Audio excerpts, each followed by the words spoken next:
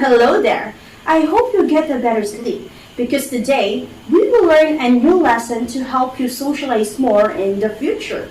By the way, this is Teacher Joy, and join me as we dive in the world of oral communication. But before that, we need to access to the main door and meet someone. Oops, here we are. Hi there, Melcy. Oh, hello there, Teacher Joy. Welcome back. Which way this time? Yeah, I am planning to visit the world of oral communication with my class today. Will you guide me the way? Sure, no problem. Here's your passport going there. Wow, thank you. So here we go. The passport here will guide us on the entire trip today. For our itinerary, this includes the following. The first target is going to number 1, define communication. Second, point out the nature of communication. Third, identify the process of communication. And fourth, value the importance of communication, especially in this digital age. Are you ready? Let's go! Oh, look at that! Museum of Communication. Let's check it out. But while we are on our way, let's have a quick review. What is your idea of communication? Something about talking? Yeah. What about the others? Sharing information? That's right. All of your answers are correct. And to discuss it more, since we just arrived inside the Museum of Communication, I want you to look at the artwork here and tell me their similarities. Correct. All the pictures here are actually shouting communications. But do we need to talk first so that we can actually say that we are communicating to someone? That's right. The answer is no.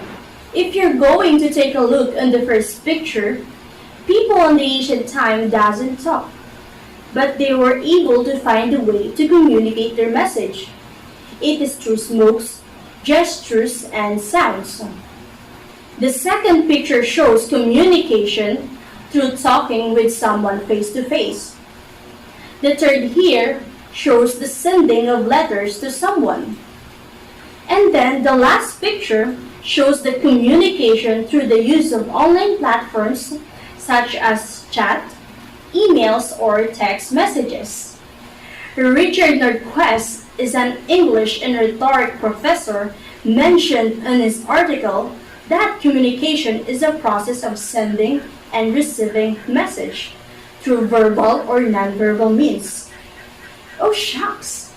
Ano ba itong verbal or nonverbal?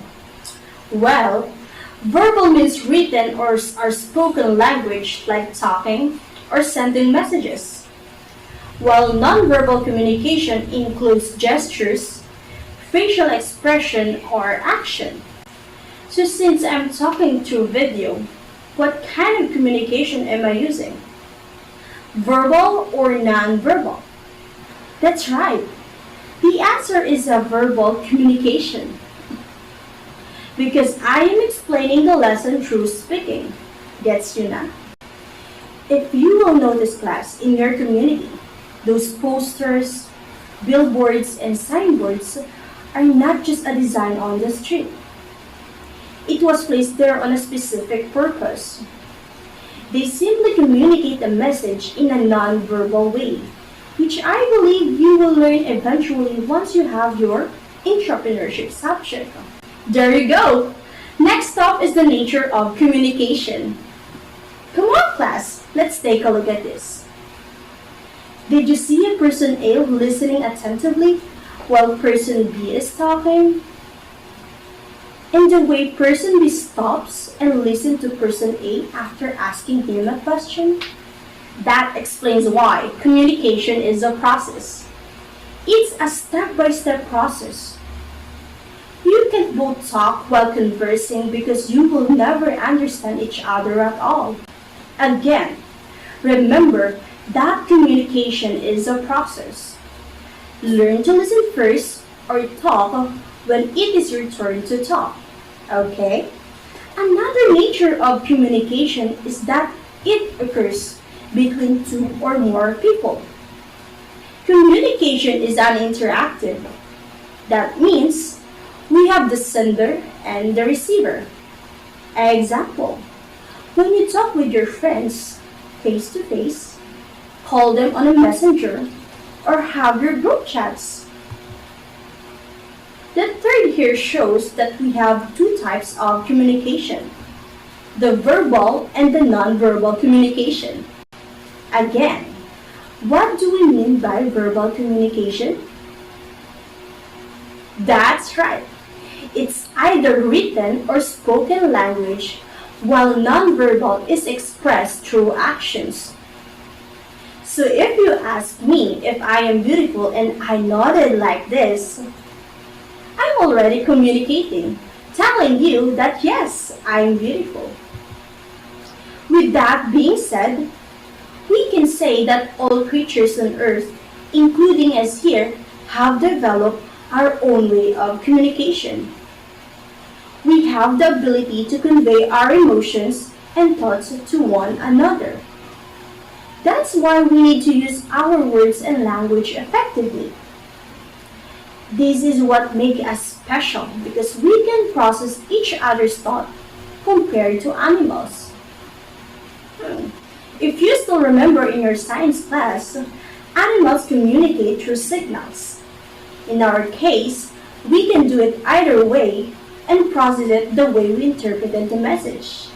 And that's how amazing being a human. Moving forward in our next stop is the process of communication. Wow, look at that! There's a family here watching a commercial on TV. Now, I want you to focus on them. If you can still recall when you were in junior high school, the elements of communication have 5 basic elements. This includes the sender, channel, message, receiver, and feedback. Can someone tell me on this video who serves as the sender? That's right, the owner of the brand, which is the company or the advertising company. In your day-to-day life, it could also be you or your family members, as long as they are the one who initiated the conversation. Now, how can a sender deliver his or her message? Of course, we use the so-called channel. So in this case, ano ang channel na ginamit nila? Correct. The sender used the television to deliver their message. This is where the message is decoded. The other channels includes emails, chat, radio, video conferencing, face-to-face, and so on. Now, for the next question. Who are the receiver of the message that has been encoded?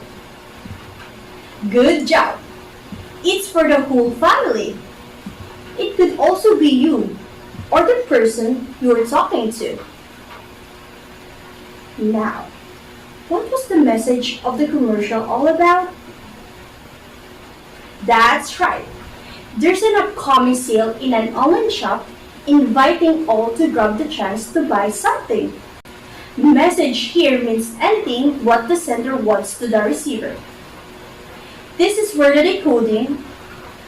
The receiver is the one who interprets the message of the sender. Bakit ba? For what reason? Can you see here how the mom reacted upon the advertisement? Yes, that's what we call feedback. It refers to the reaction, responses, or information provided by the receiver. Amazing, right?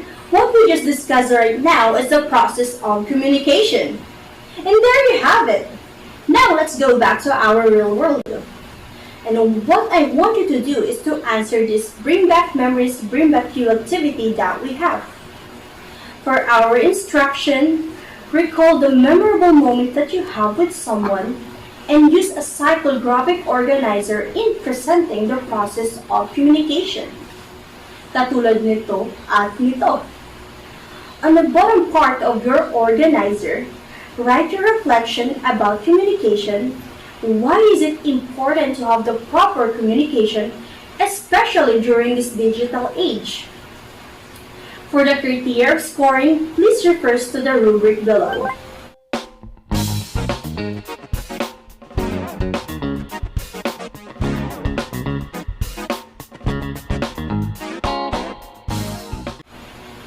And that's it for today.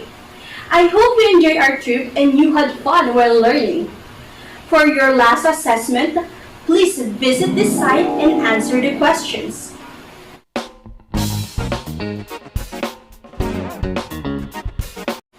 Thank you everyone for all of your time. This is Teacher Joy, and remember, learning doesn't stop even when we get old. We live to learn. See you next time. Bye!